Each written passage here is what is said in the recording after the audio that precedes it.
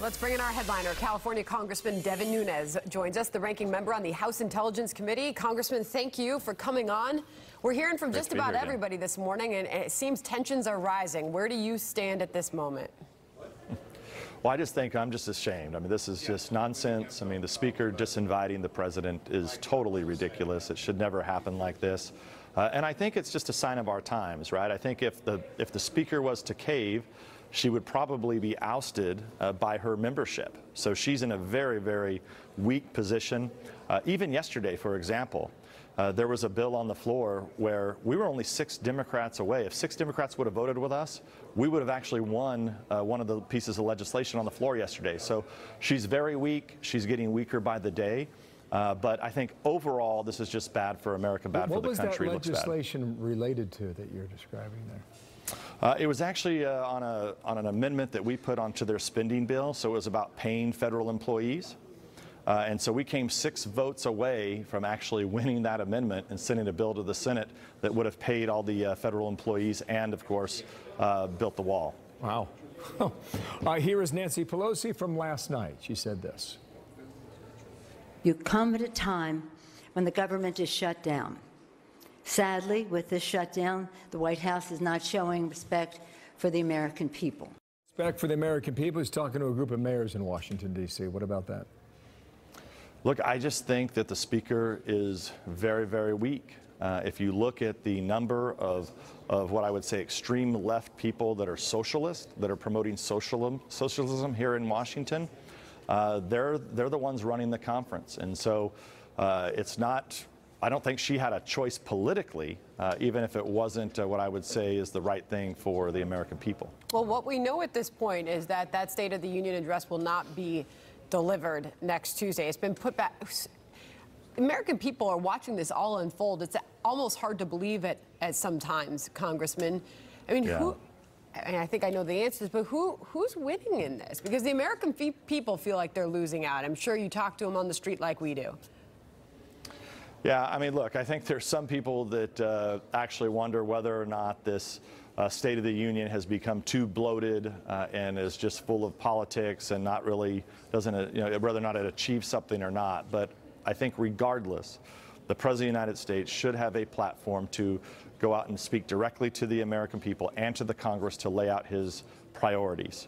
And this has been a custom for a very long time. And I don't know why it's been done away with, but it doesn't make a lot of sense. We're dealing with some new times here, and I know you're well aware of that. A couple more topics now. Michael Cohen's not going to testify in the February 7th date that he had originally designed, or planned rather, with House Democrats. He's talking about ongoing threats against his family, and the president addressed that yesterday. Here's how he reacted to the White House. I would say he's been threatened by the truth.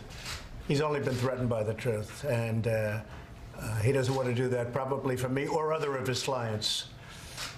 He has other clients also, I assume, and he doesn't want to tell the truth from me or other of his clients. What is your position on Cohen not testifying? Did you want him to appear? Were you eager to hear what he had to say or not?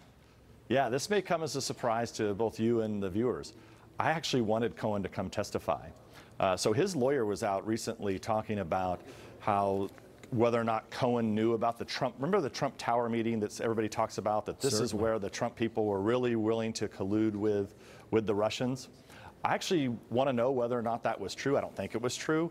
But what there needs to be more focus on is the fact that I don't think that Mueller and his investigators are even looking at who was behind setting up that Trump Tower meeting. So nobody has ever interviewed, as far as I know, the special counsel hasn't interviewed Glenn Simpson and Fusion GPS. We know that Glenn Simpson, and who are these people? These are the people who were working for the Clinton campaign, digging up dirt on President Trump, okay, at the time candidate Trump. He met with them before and after. So I would love to have Cohen in Congress answering some of these tough questions. Whether, saying that he's getting threatened seems pretty silly to me. Well, Congressman Jim Jordan suggested something almost similar. He suggested that perhaps Democrats on the committee came to this realization. Watch. maybe they got finally sensitive to this fact that the first big hearing they were doing, they were bringing a guy in to testify in front of Congress who in 5 weeks is going to prison for lying to Congress. Maybe at some point they actually understood, well, that may not be the best thing to do. So I don't know what Mr. Cummings is going to do. I don't know how this is going to work out. All I know is we're focused on getting the truth out. And if Mr. Cohen comes, we're going to be prepared to ask him the questions that we think the American people deserve answers to. Exactly. Right? We wanted Cohen to come in. So I think this is all, it makes no sense that he's using the excuse that he's been threatened. That doesn't make sense. There's a piece today in the Wall Street Journal. I don't know if you've seen it or not. Kimberly Strausel wrote it, talking about Bruce Orr with the FBI.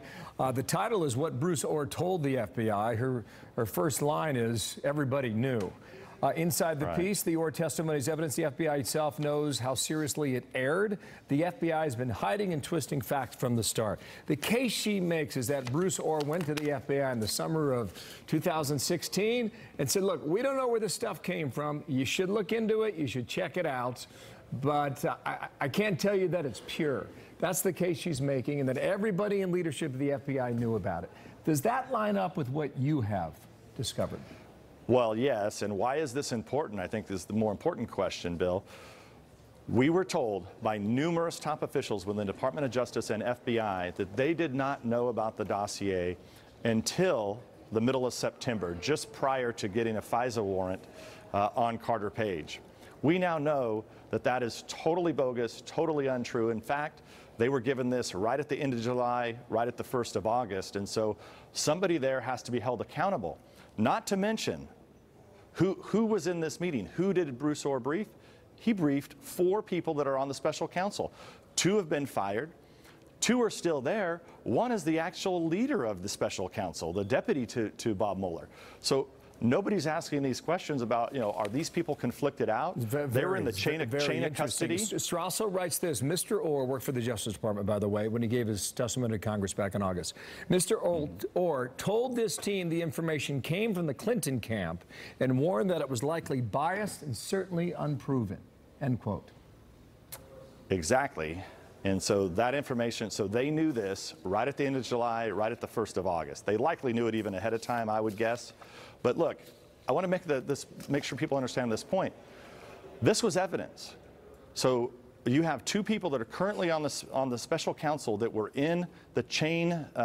They were taking evidence that now they're using. So, likely if they were actually bringing any of this to a court, if they did not reveal these conflicts that they had in terms of the chain of custody of this evidence, whatever it is they may be finding, I don't think they're going to find any collusion at all, except with the Democrats and the Clinton campaign if they actually look. You're suggesting the evidence would be thrown out in a court of law. That's right. Devin Nunes, thank you for your time, sir, the Republican. Thank you, Congressman. Thank you.